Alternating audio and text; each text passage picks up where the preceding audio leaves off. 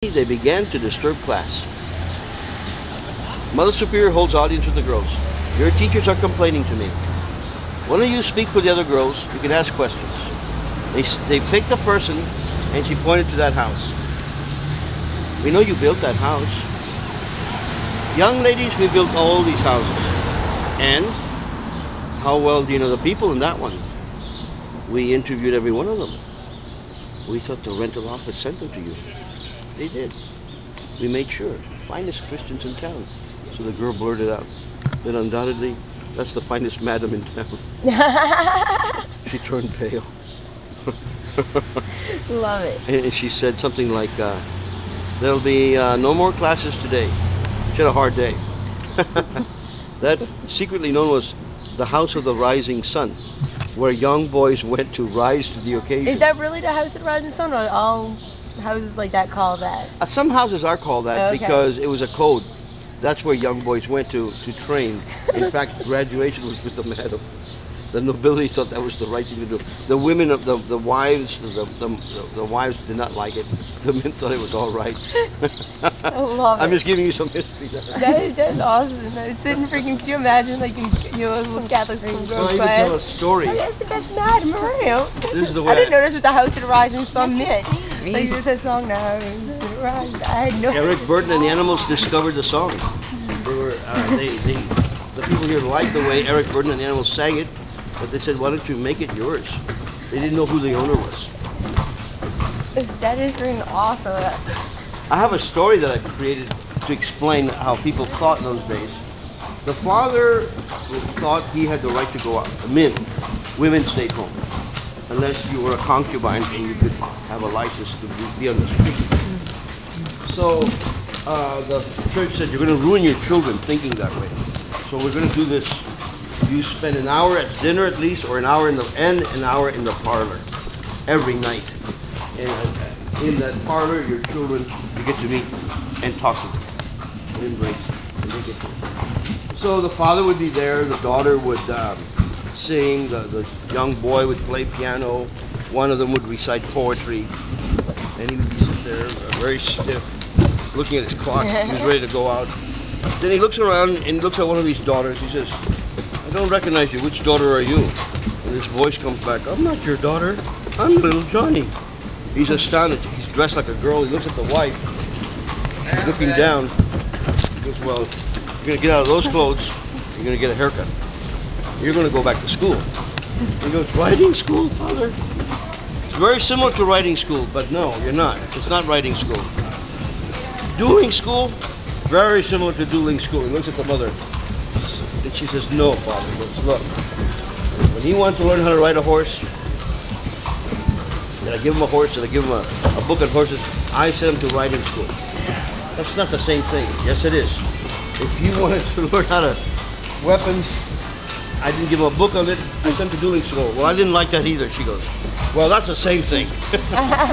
So then he graduates, and he's ordered to go up to the study. Don't knock, just go right in and sit down. The father tests him, and there's about 15 agonizing minutes of no sound. Because the man of the house spoke first. He was wanting to see if the boy had manners. So he's satisfied. 15 minutes pass by. The father puts his glasses down. He looks at his boy and says, well, my little Johnny, you're no longer a young boy, you're a man. And this deep voice comes out. He goes, yes, father. Are there any problems? I know you graduated. Well, yes, father, there is. He goes, what's wrong? I need to go back, father. Why? I'm a slow learner.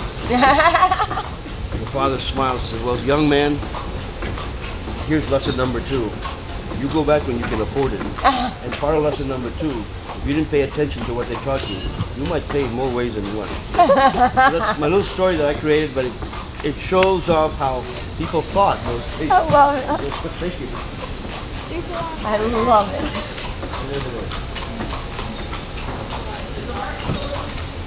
Closing down, maybe still is. Now, this was supposed to do the barracks and long gone. There were 5 stories high, 5-foot-thick walls and tunnels. In America, this Barracks was too well made. So right over the barracks. The highest building in the world. Yeah, a Spaniard with the dubious name of Don Alejandro O'Reilly built them. There were 5 stories, 5 foot thick walls. Some were dry. There's 30 of them, 30 or 40 of them. It's huge barracks. And America said they have to come down. They're just too well made. What's wrong with that? People said. Well, this is the highest building on earth. People will take over the buildings and fight us. Yeah. So they were just mad. They still called over there. Me too. A friend of mine had owned that condo right there. We used to hang out there. Bonnie's car, doesn't it? That looks kind of like Bonnie's car. So does that one. There's Lexuses everywhere. It's just a different color than Bonnie's. 2 nice family restaurants. Mona Lisa. Everyone has what? The Village in Jefferson. Hey, honey, the that's the car you Italian, have. wonderful. That looks like the car you have. That is my car. No, that's not my car. Yeah, that is my car. So my car's got more running board. That is your car, except your car's white. Yeah.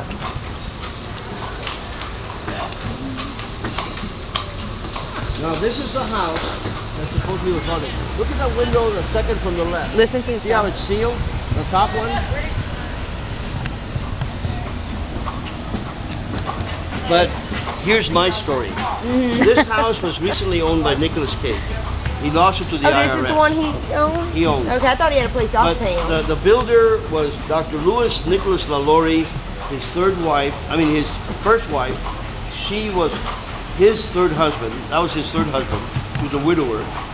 They were both philanthropists. They were good people. Her name was Marie Delphin McCarty. She married Dr. Louis Nicholas LaLaurie. In 1931, they moved into the house. It had just been totally 100% rebuilt. Across from where somebody else moved in, her enemy. His name was Montreal. He hated her. He was obsessed with her.